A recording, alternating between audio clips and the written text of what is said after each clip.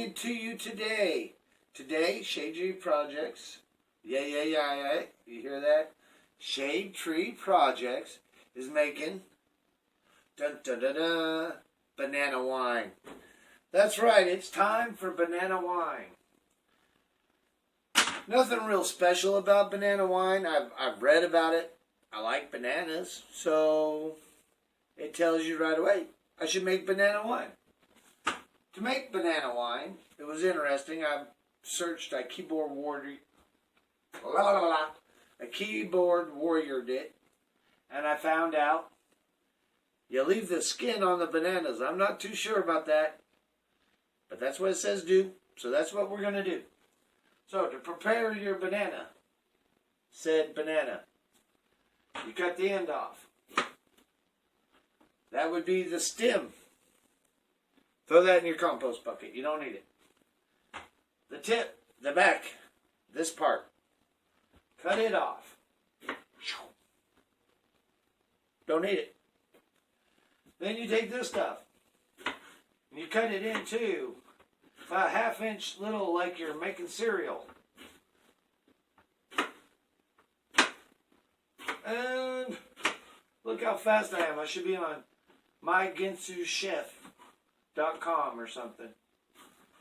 Alright, we got it cut up. I'll put this. You guys did not see that hit the floor. Now you saw it just hit the trash. Alright. Ta-da! That's what you do. You just cut it up in little, crazy little, like you're making cereal, only you forgot to take the skins off. And then, boom! They're all in there. Nothing to it. That is, my friends, 5 pounds of bananas in there. Holy cow, that's a lot of bananas. Next thing up, sugar. And we're going to use, you guessed it, 4 pounds of sugar. 4 pounds of sugar, which is 8 cups. So, I got to get 8 cups out, and I'll be right back. To TV Magic, or Camera Voodoo, I have turned that 5 pounds of bananas into 5 pounds of bananas with 4 pounds of sugar and 4 gallons of water, which leaves me about head space, about an inch and a half head space. Now, I had some guys text message me on YouTube. I have Amateur Winemakers Club, and they said they do better with written instructions. So I guess if I move this way, I can go boop, and then boop, boop, boop, boop. And I'll post the things right there so that you guys can all see them. How's that sound? All right, so we got, and I probably shouldn't have to mention this because you guys are smart human beings, but wash your bananas, pull the stickers off before you do this. Make sure everything's good and clean. That way you don't have some bacteria from wherever bananas come from. Probably Bananaville. I don't know. Anyway, so we got this all good and stirred up, and we got our sugar melted down, or dissolved into it. And this is not the best looking. If I'm going to be professional, say must. This is not the best must you've ever seen. Let me grab it. There you go. You saw it. She ain't that pretty. Looks like cereal I had when I was a kid and didn't have no milk, so I poured water in it. All right, today's yeast we're going to be using is I better do it again.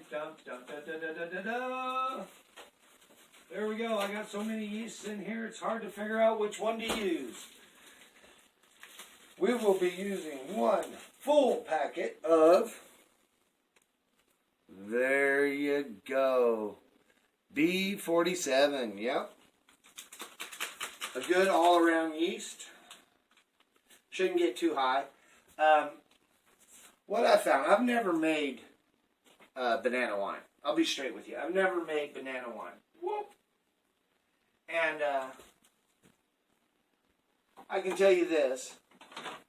It kind of scares me when you read about it and they tell you they like to call it banana jet fuel because it takes so long for the wine to calm down. It's like a very high by volume alcohol. I guess because of the sugars in the bananas, sugars in the sugar you put in it.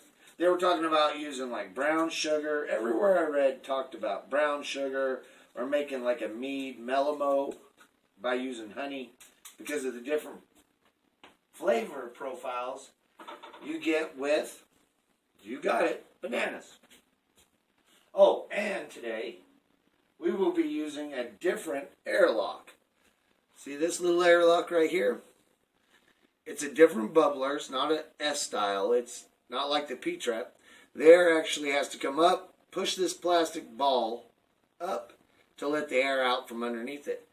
And I figured since they said this thing is so, I guess aggressive you could call it, aggressive fermentation. It has an aggressive fermentation. I thought, well, let's use a bubbler that's set up for aggressive stuff. Yeah. All right, well, we got our yeast foaming up already. That was quick. You can't see it without me dumping it out, and I got one banana in there. All right, we'll pour that in there. Do our usual, get a cup full to get the remaining yeast out. There we go. Throw that in our sink. Here we go. Now, take our spoon of unusual size. Give her a couple more stirs. They were also saying that banana wine takes a long time to clear, which clearly is not something I'm into because I don't like to wait on anything.